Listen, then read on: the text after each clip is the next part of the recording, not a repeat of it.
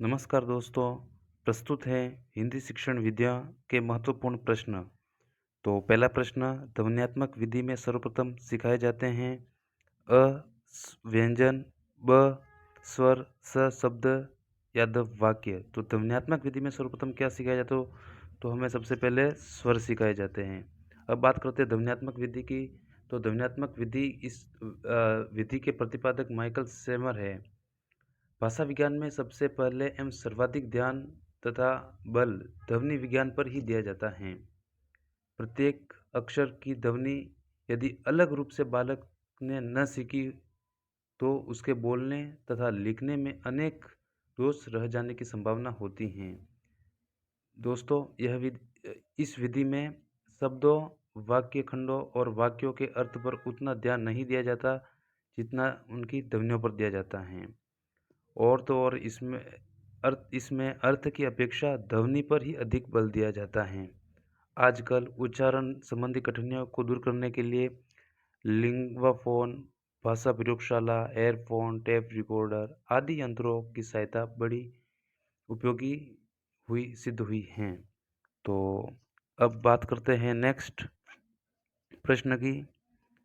समवाय विधि उपयोगी हैं रचना शिक्षण में, व्याकरण में, अ व ब दोनों में या द उपयुक्त में से कोई नहीं। तो दोस्तों, समवाय विधि रचना शिक्षण में भी होती है, व्याकरण शिक्षण में भी होती हैं। तो इसका सही आंसर हो जाएगा अपने स। देखिए, समवाय विधि वह विधि है जिसमें यह विधि भाषा संसर्ग विधि का ही दूसरा रूप है। इसमें व्याकरण की शिक्षा लंबे समवाय के द्वारा दी जाती है। तो समवाय विधि में रचना, कहानी, पद्य आदि की शिक्षा देने के साथ साथ ही प्रसंग और अवसर के अनुकूल व्याकरण की शिक्षा दी जाती है। तो समवाय विधि के 3 तत्व होते हैं: उद्योग, भौतिक वातावरण और सामाजिक वातावरण। तो और दोस्तों, जो अपने महात्मा गांधी की बुनियादी शिक्षा प्रणाली है वह इसी समवाय विधि के आधार पर हैं। तो इसी प्रकार ये प्रश्न भी कंप्लीट हुआ।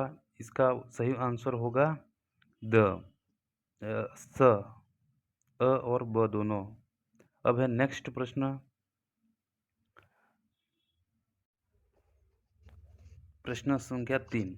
एक बालक को बिना लिखित संसाधन के भाषा पढ़ना सिखाने के लिए जो विधि उपयोगी हो सकती हैं वह हैं, यानी कि भाषा पढ़ना सिखाने के लिए जो विधि उपयोगी हैं, तो कौन सी है? ए श्रुति लेखन विधि, बी पर्यवेक्षित विधि, सी स्मरण भाष्य विधि या डी अभिक्रमित विधि। तो इसका सही आंसर होगा सी, स्मरण भाष्य विधि। नेक्स्ट प्रश्न। मातृभाषा तथा लक्ष्य भाषा में बहुत थोड़ा अंतर होने पर लक्ष्य भाषा शिक्षण की कौन सी विधि अपनाई जाती है? यानी कि जब दो भाषा होती है, जब हम हिंदी भाषी है तो हमें इंग्लिश सीखनी है तो वो हमारी लक्ष्य भाषा हो जाएगी। तो लक्ष्य भाषा को सीखने में कौन सी विधि अपनाई जाती है? अंतर होने पर, थोड़ा बहुत अंतर होता है तो कौन सी विधि अपनाई जाती है? तो इसका सही उत्तर होगा ए व्याकरण विधि, बी अनुवाद विधि, सी व्यास विधि या डी प्रत्यक्ष विधि। तो इसका सही आंसर होगा डी प्रत्यक्ष विधि। अब बात करते हैं प्रत्यक्ष विधि की। तो इस प्रत्यक्ष पद्धति का सूत्रपात पश्चिमी देशों में हुआ था। और प्रत्यक्ष विधि का अर्थ होता है वस्तुओं को प्रत्यक्ष रूप से सिखाना, क्रिया को करके सिखाना। इसी प्रकार तो भाषा के दो आधारभूत कौशल सुनना और बोलना को सीखने का पर्याप्त अवसर इस विधि में मिल जाता है। उस भाषा को ध्वनियों एवं उच्चारण से बालक सहज ही परिचित हो जाता है। इस पद्धति से व्याकरण अनुवाद प्रणाली के दोष अपने आप दूर हो जाते हैं और इस पद्धति में व्याकरण की सहायता नहीं ली जाती है। जिस भाषा में अगर आप अंग्रेजी सीख रहे हैं तो अंग्रेजी भाषा में ही बात की जाएगी, जिसमें आपके नियम व्याकरण को का कोई ध्यान नहीं रखा जाता है। बात करते हैं नेक्स्ट प्रश्न की। पांचवा, भाषा मनोविज्ञान के अनुसार एक बालक में भाषा का विकास किस महत्वपूर्ण कारक से होता है? ए जिज्ञासा, बी अनुकरण, सी अभ्यास या उपयुक्त सभी। तो देखिए, भाषा विकास के 3 सोपान होते हैं, जिज्ञासा, अनुकरण और अभ्यास। तो भाषा मनोविज्ञान, एक बालक में भाषा का विकास किस कारक से होता है? तो ये प्रश्न बहुत ही महत्वपूर्ण है। तो इसका भाषा का विकास अभ्यास से होगा। सी सी राइट होगा। नेक्स्ट प्रश्न, छठा, बालक में भाषा का जन्म निम्न में से किस सोपान के द्वारा होता है? ए जिज्ञासा द्वारा, बी अनुकरण के द्वारा, या सी अभ्यास के द्वारा, या उपयुक्त सभी। तो बालक में भाषा का जन्म जिज्ञासा द्वारा होता है। ए जिज्ञासा द्वारा। अगला प्रश्न, भाषा शिक्षण में जब एक शिक्षक किसी बालक को अन्य भाषा सिखाते समय वस्तु का सहयोग लेता है क्योंकि इसमें प्रथम भाषा निषेधित होती हैं, यह विधि है? तो ए प्रत्यक्ष विधि, बी वाचन विधि, सी साहचर्य विधि, या डी भाषा संसर्ग विधि। यानी भाषा शिक्षण में जब एक शिक्षक किसी बालक को अन्य भाषा सिखाते समय वस्तु का सहयोग लेता है क्योंकि इसमें प्रथम भाषा निषेधित होती है। यानी कि जब आप जो भाषा जान रहे हैं, आप अगर हिंदी भाषी है तो आप हिंदी भाषा जान रहे हैं, तो वो भाषा उसमें अलाउ नहीं होती है। आप जिस भाषा को सीख रहे हो उसी भाषा में आप अभ्यास, अनुकरण वगैरह करते हैं, तो वो कौन सी विधि होती है? वहाँ प्रत्यक्ष विधि होती है। तो इसका आंसर होगा ए। अगला प्रश्न, निम्न में से कौन सा कौशल है जो विद्यार्थी को स्मरण में सर्वाधिक योगदान करता है? तो ए स्वर वाचन, बी गंभीर वाचन, सी द्रुत वाचन, डी समवेत वाचन। तो इसका सही आंसर क्या होगा? गंभीर वाचन बी होगा। कैसे? देखिए, वाचन शिक्षण में ध्वनियों के उच्चारण में उचित बल, आरोह अवरोह आदि का ध्यान रखा जाता है। वाचन 2 प्रकार का होता है, स्वर वाचन और मौन वाचन। अगला प्रश्न, जब एक शिक्षक के द्वारा किसी पाठ को स्मरण करवाने का प्रयास किया जाता है तो पाठ निश्चित रूप से उपयोगी उपागम हैं। ए वाचन, बी श्रुति लेखन, सी पर्यवेक्षण, या डी द्विभाषी। तो इसका सही आंसर होगा ए वाचन।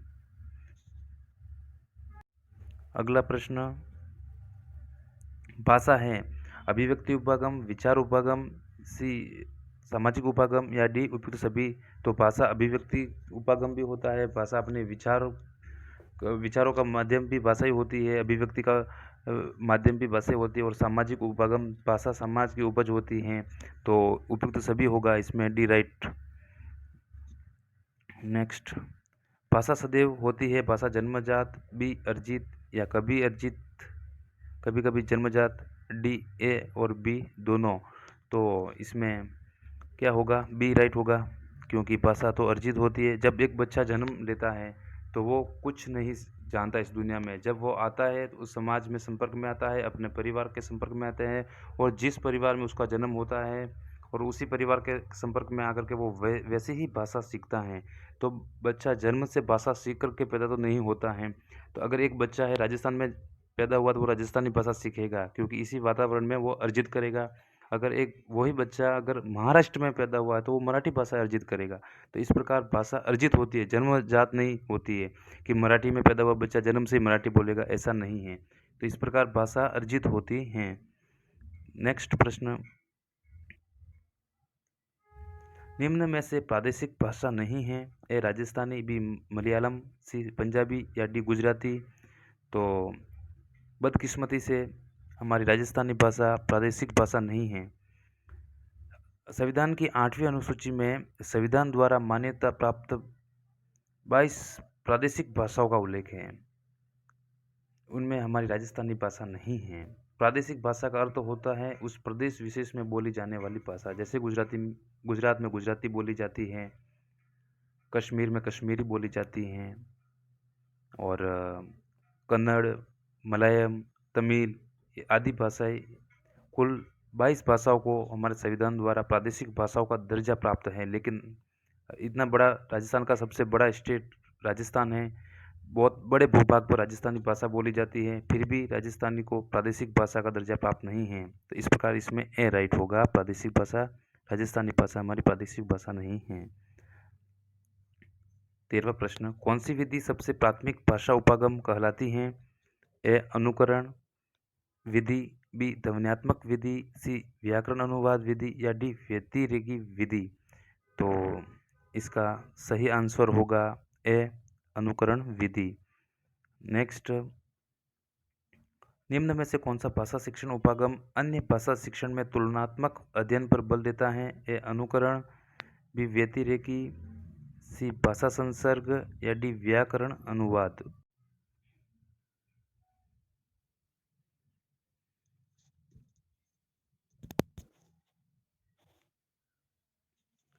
15वां प्रश्न, किस विधि को पूर्व प्राथमिक कक्षाओं के लिए प्रभावशाली नहीं मान सकते? ए अनुकरण विधि, बी भाषा संसर्ग विधि या सी ध्वन्यात्मक विधि या डी व्याकरण अनुवाद विधि। तो इसका सही आंसर होगा डी व्याकरण